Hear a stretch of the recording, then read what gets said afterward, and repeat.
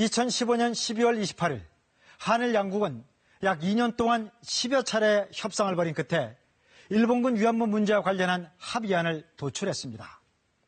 당시 합의안에서 우리 정부는 주한 일본 대사관 앞 소녀상에 대해 관련 단체와 협의 등을 통해 적절히 해결되도록 노력한다고 적시했습니다. 소녀상 이전이나 철거라는 단어는 어디에도 없습니다.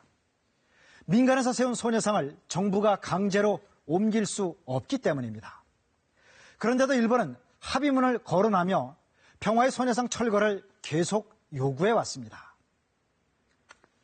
문제는 국민 정서인데 일본이 진정성 있게 인정하고 사과하지 않으면서 소녀상 문제는 점점 더 악화되고 있습니다.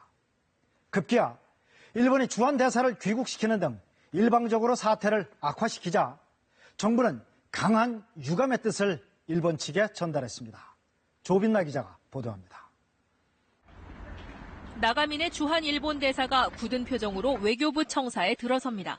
일본 정부의 조치에 항의하기 위해 윤병세 장관이 나가미네 대사를 초치한 겁니다.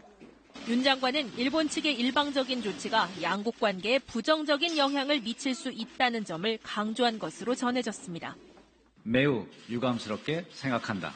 양국 간 어려운 문제가 있더라도 양국 정부 간 신뢰관계를 바탕으로 한일 관계를 지속 발전시켜 나가야 할 것이라는 점을 정부는 일본의 이번 조치를 적반하장으로 판단하고 있습니다.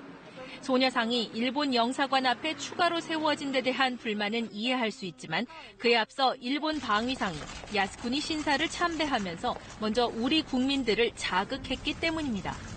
위안부 합의 이후 일본은 우리 국민 정서를 무시한 자극적인 발언을 일삼아왔습니다.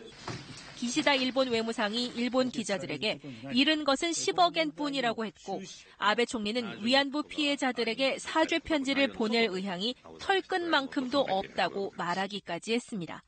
위안부 문제를 해결하려고 하는 일본의 공동의 노력이 필요한 시점에 오히려 반대 방향으로 문제를 엉키게 만든 일본이 진정성 있는 태도 변화를 보이지 않는 한 한일 관계 경색은 상당 기간 이어질 것으로 보입니다. KBS 뉴스 조빈나입니다.